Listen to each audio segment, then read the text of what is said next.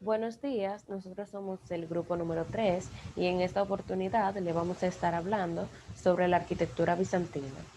Este grupo está formado por Ángela Rosario, su servidora, Tracy Rincón y Chaibel Mena. Vamos a comenzar hablando del contexto histórico. Constantino I había vencido a Magencio, quien fue emperador romano hasta el 312 después de Cristo, poniendo fin así a una disputa por el poder. Magencio murió ahogado en batalla en el mismo río por el que pasa el puente Milvio y poniendo fin así a su disputa.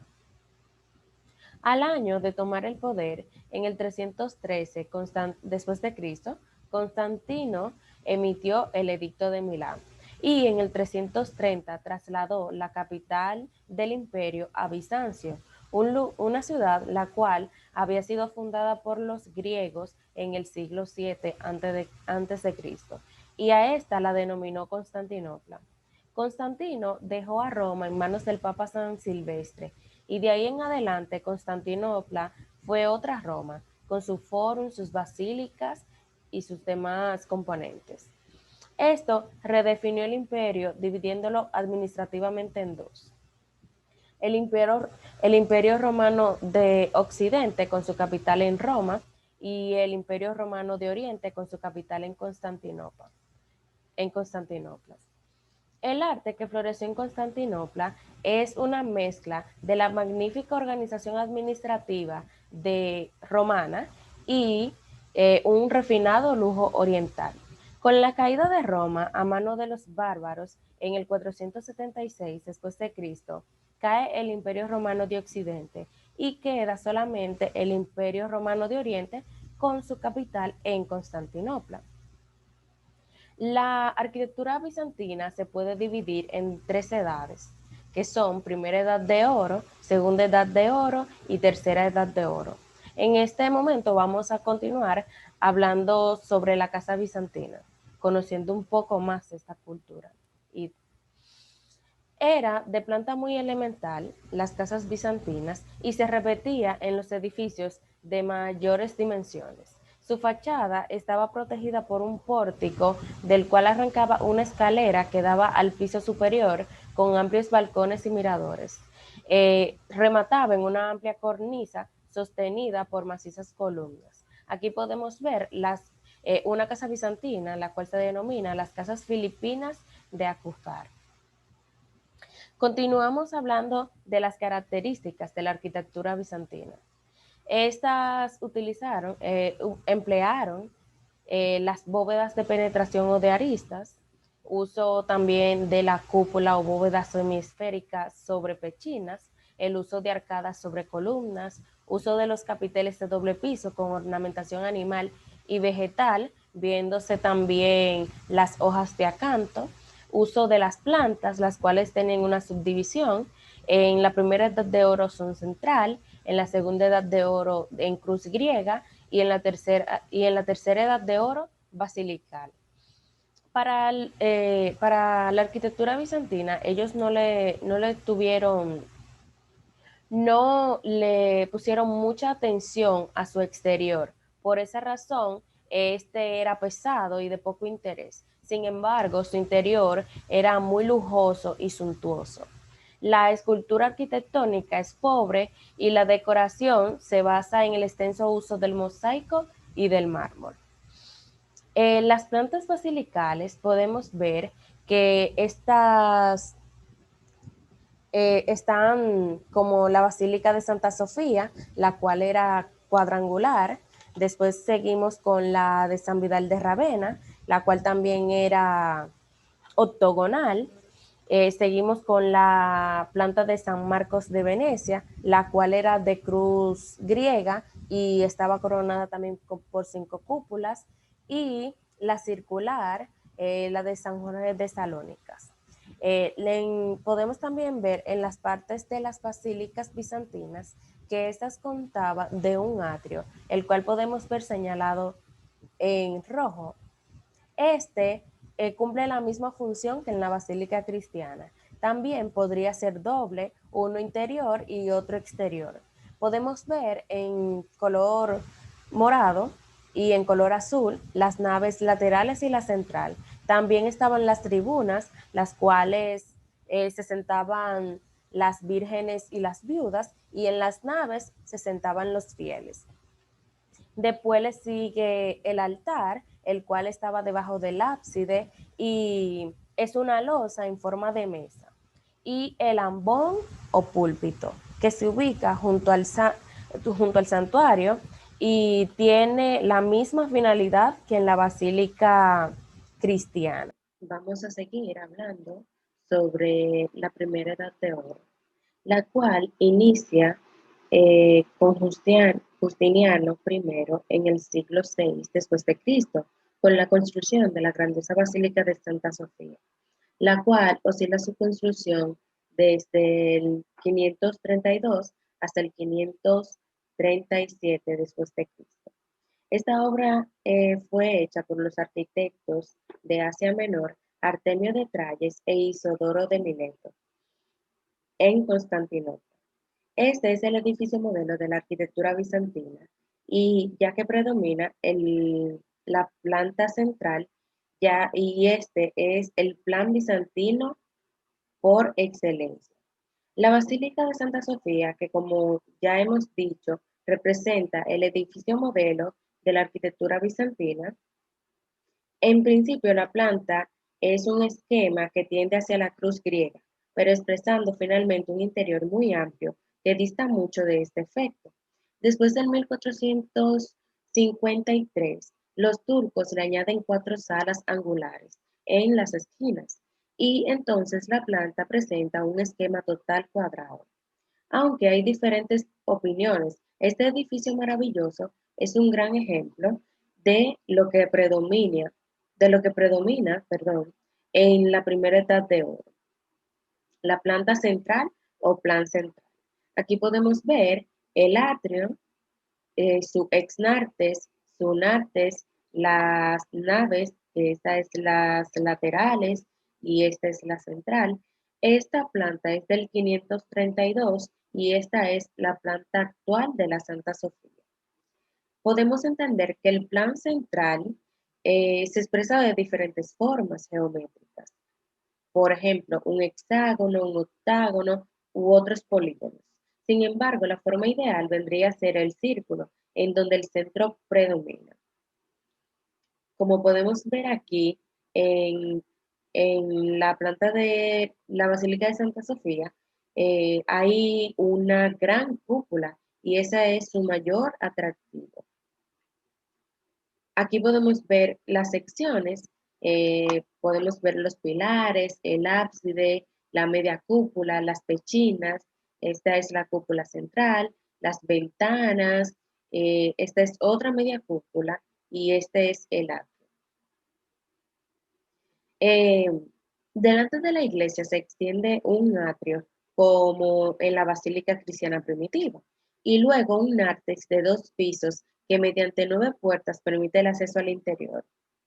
Aquí podemos observar, este es el exonartes y este es el nártex con 9 cúpulas. En el interior posee un lujo prodigioso. Los mosaicos cubren las superficies por doquier en bóvedas, ábsides, cúpulas y moblajes. Por ejemplo, aquí podemos ver en este interior todos los mosaicos que tiene y todos los detalles que tiene la Basílica de Santa Sofía.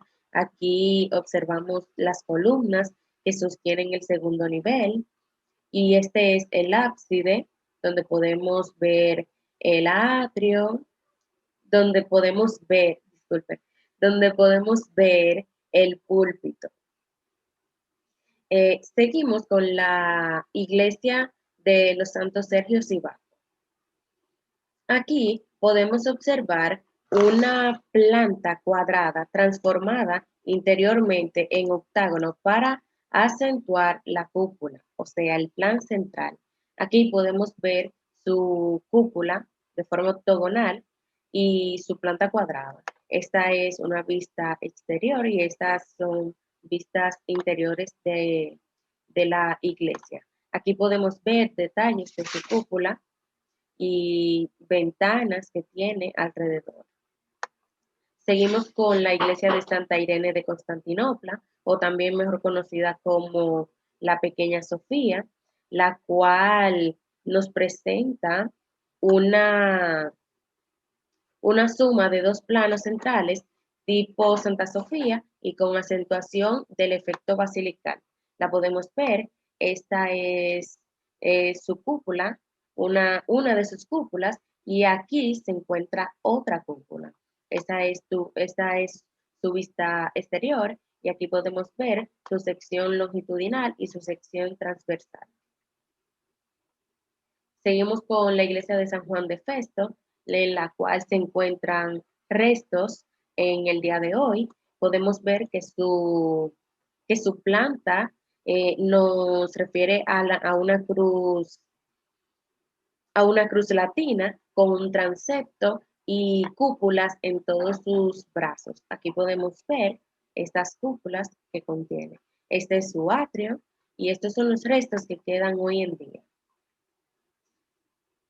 Y también tenemos la San Vidal de Ravena, la cual también cumple eh, con el plan central, ya que aquí podemos observar su cúpula central y ya que esta llama mucho la atención y un nártex tiene delante. Aquí podemos ver en su interior los diferentes detalles de mosaicos, las diferentes columnas y las ventanas que tienen. Y por último, vamos a ver la de San Apolinar, ya que esta contiene un nártex y sus diferentes naves. Aquí podemos ver el ábside allá al fondo y esta parte de aquí son sus naves laterales. Esta es su nave central. Aquí la podemos ver un poquito mejor. Vamos a continuar hablando de la Segunda Edad de Oro con mi compañera Gabriela. La Segunda Edad de Oro es la que se ha denominado en el arte bizantino.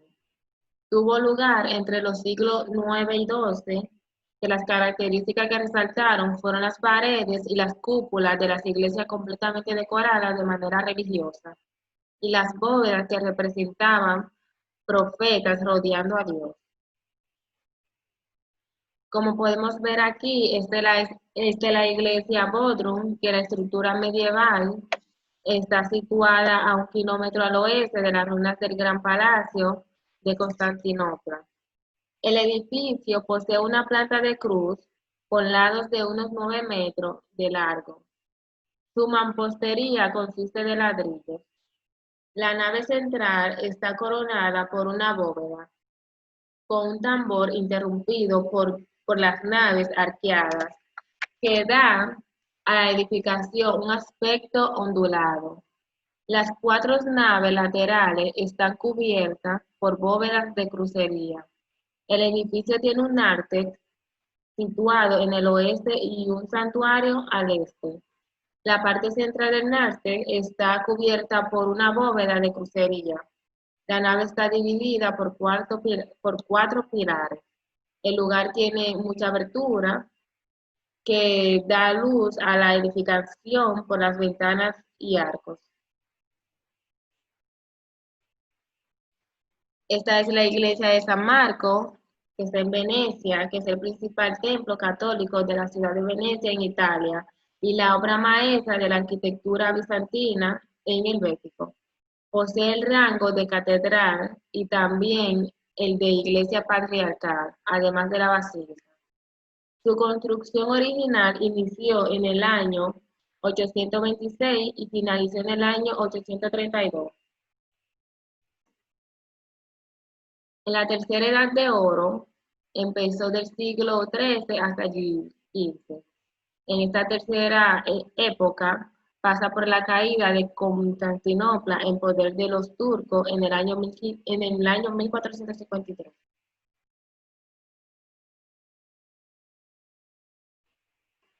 Esta es la iglesia San Basilio, que está en Moscú, que es la catedral de la Intercesión de la Santísima Virgen. más conocida como la Catedral de San Basilio. Es un templo ortodoxo localizado en la Plaza Roja de Moscú. Es famosa por sus cúpulas en forma de bulbo, como lo vemos aquí. Eh, Algunas de sus características vamos a ver en la planta que está centralizada y al exterior la acumulación de cúpulas bulbosas, que en este caso rodea un enorme campanario poligonal que sobresale de todo el conjunto. La decoración con relieves abstractos y diversos colores, otorgándole un aspecto espectacular.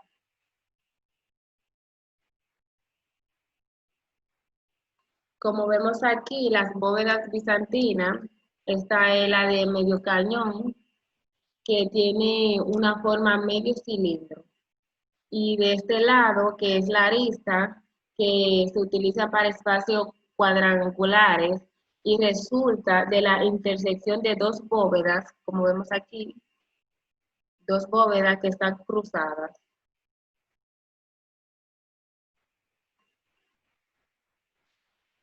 La pechina son las que resuelven el encuentro entre la base circular de una cúpula y un espacio inferior de la planta cuadrada.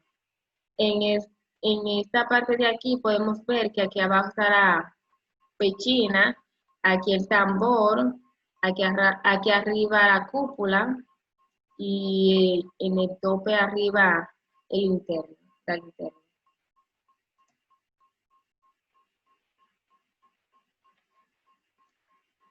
Se le llama trompa a una porción de bóveda truncada semicónica que sobresale fuera de dos muros, como podemos ver aquí, que es una cúpula sobre trompa.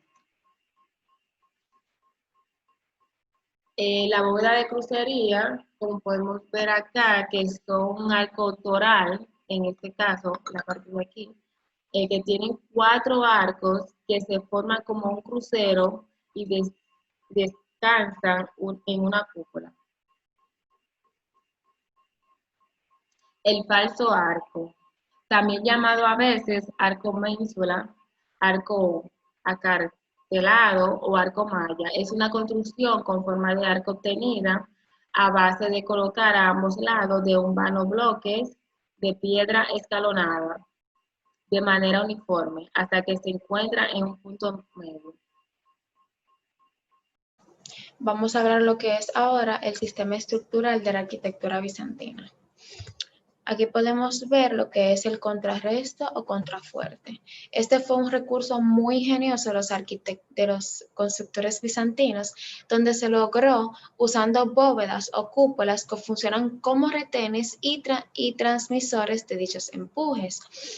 Un gran ejemplo de lo que fue el contrafuerte o el contrarresto lo podemos visualizar en la iglesia de la Santa Sofía. Como podemos visualizar en la imagen, cerrados los dos círculos, eso representaban lo que eran los contrafuertes. En la arquitectura bizantina predominan lo que son las columnas de fustes monolíticos, ya que su función primordial es la del soporte. Aunque también se utilizaba lo que era el pilar, pero este tenía un funcionamiento más habitacional. Las bases de las columnas y pilares por lo general son de molduras. Aquí vamos a hablar sobre los que son los capiteles. Los capiteles son elementos muy representativos y se reconocen por su apariencia de campana invertida o cesta, de las que rebosasen las hojas de acanto, cuyos tallos dan lugar a las especies de volutas y espirales. En esta arquitectura se encuentran 3 formas muy variadas. Estas son las trapezoidales o de doble piso, que también son llamados los que son capiteles bizantinos. Estos estaban concebidos con el único propósito de ampliar la superficie de aguante a las dovelas de las arcuaciones.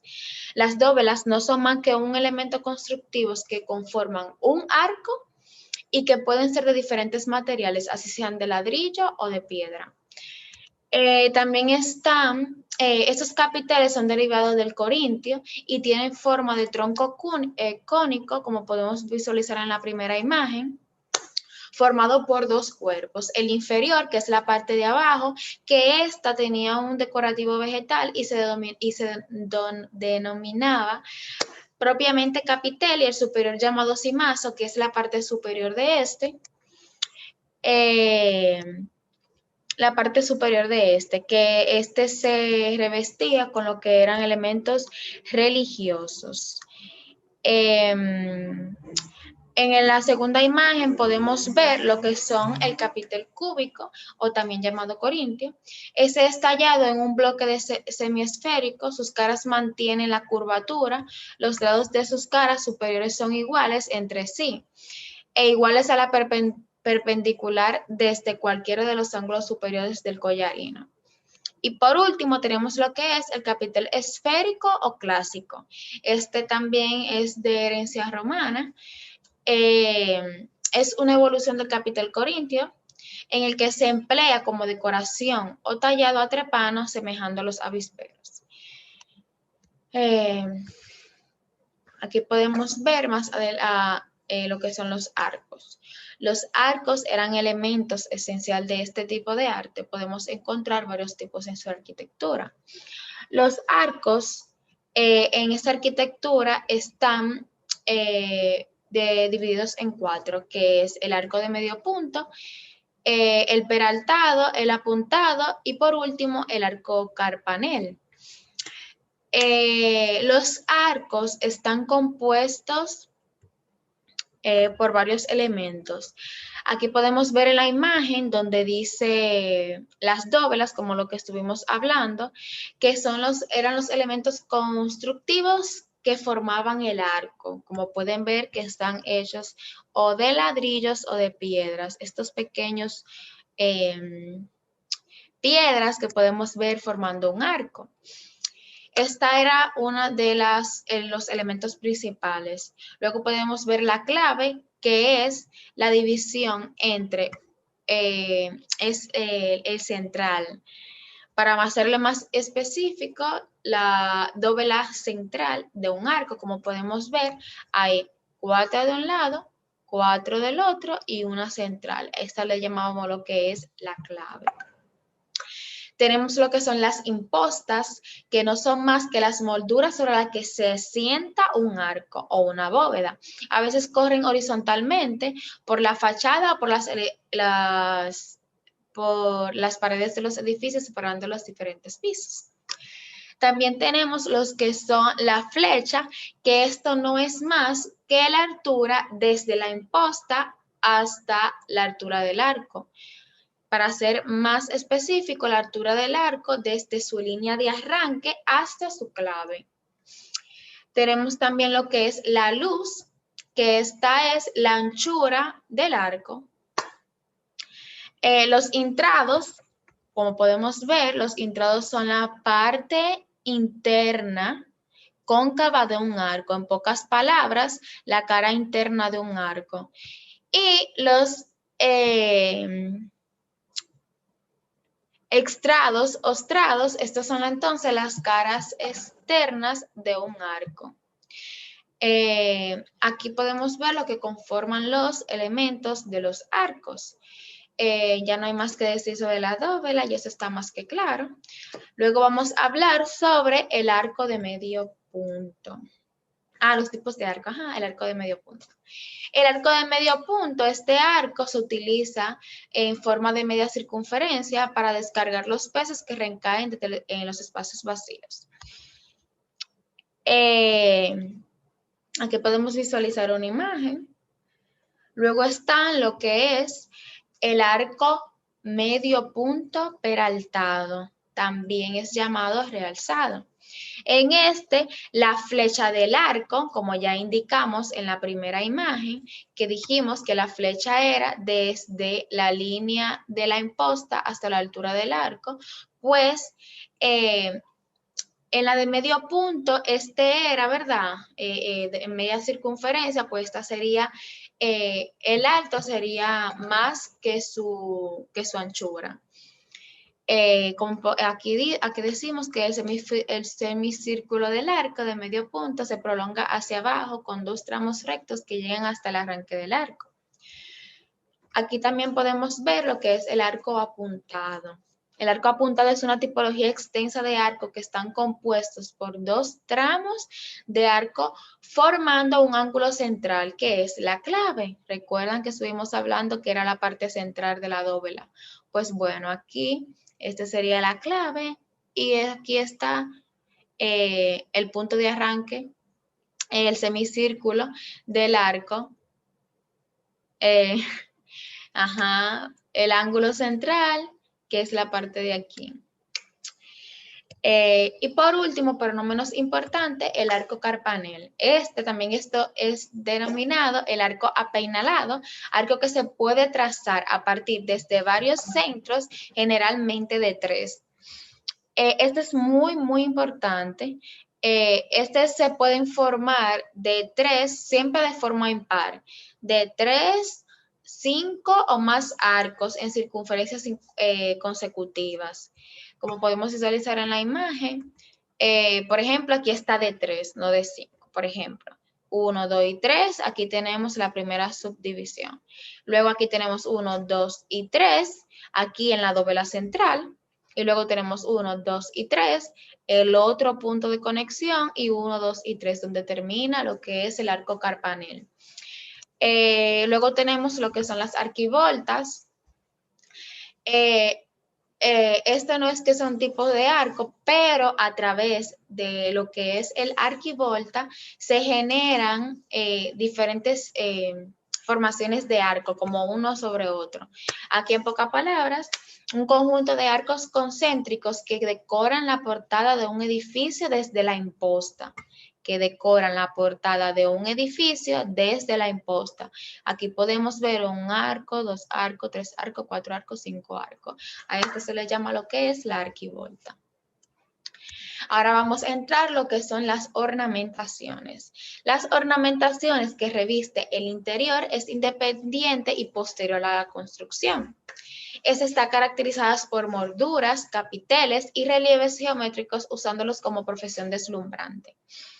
Los materiales usados en esta arquitectura o en el interior de esta están lo que son los mármoles de colores, formando diseños abstractos, geométricos, circulares entrelazados, trenzados, zonas de zigzag, flores cruciformes o simétricas cubriendo el pavimento y parte de ellos de los muros, piedras, ladrillos y los mosaicos cubriendo los muros. El mármol es un elemento muy decorativo. Aquí lo podemos visualizar en los tipos de materiales, que es este que está aquí. El mármol es un elemento muy decorativo de superficie por excelencia en la arquitectura bizantina, en las cúpulas, bóvedas, arcos y parámetros. El mármol es muy utilizado en el recubrimiento de las grandes pilares y soporte de los arcos torales.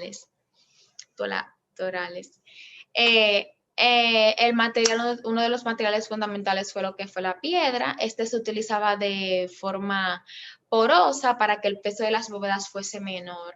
También se utilizaron lo que fueron los ladrillos para recubrimientos de mármoles y mosaicos.